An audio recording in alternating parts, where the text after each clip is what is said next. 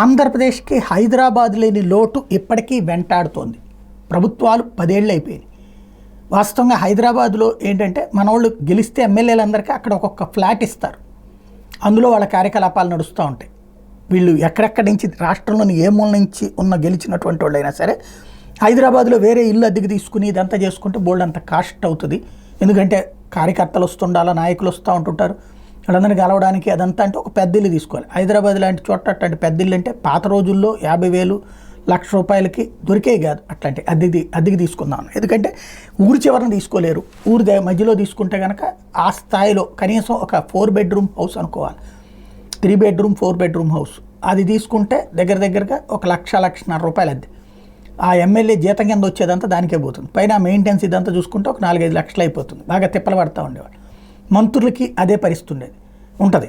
వాళ్ళకు కూడా అక్కడ ఎమ్మెల్యే క్వార్టర్స్ ఉన్నాయి, మంత్రుల క్వార్టర్స్ ఉన్నాయి. దాంతో వాళ్ళు సేఫ్గా నడుపుకున్నారు, చాలా హ్యాపీగా సాగిపోయింది. విభజన తర్వాత కొన్నాళ్ళ పాటు అక్కడే ఉన్నాం, 1-2 ఏళ్ళు. ఆ తర్వాత ఇక్కడికి వచ్చాం.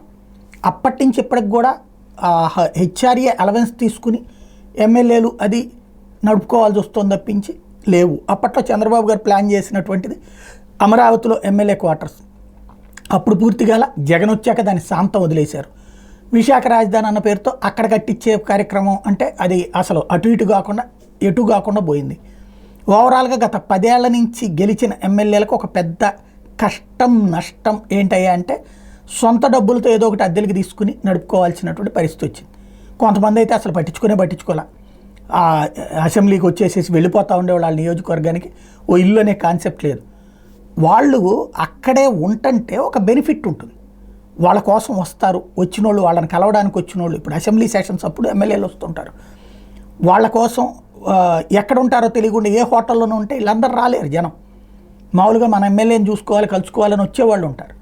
వాళ్ళు వచ్చినప్పుడు వాళ్ళు చిన్న హోటల్లో ఉంటారు. ఇదివరకు మనకి సెక్రటేరియట్ అసెంబ్లీ ఆ ఏరియాలోనే ఉన్న ద్వారకా హోటల్ హైదరాబాద్, ఆ చుట్టుపక్కల ఉన్నటువంటి హోటల్ అన్నీ ఫుల్ మన ఆంధ్ర వాళ్ళతోనే ఉండే. ఎందుకంటే ఎక్కడో ఉన్నటువంటిది కాబట్టి క్యాపిటల్.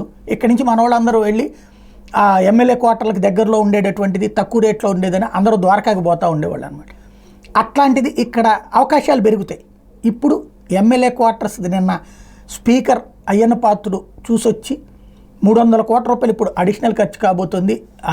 ఇప్పటి వరకు దాన్ని చెడగొట్టడం వల్ల ఇప్పుడు మళ్ళీ మొదటి నుంచి అవన్నీ చేసుకురావాలి. బట్ 9 నెలల్లో పూర్తి చేసిస్తామన్నారు. ఈ ట్రిప్పు ఎమ్మెల్యేలుగా గెలిచిన వాళ్ళందరికీ ఇది ఒక అదృష్టం.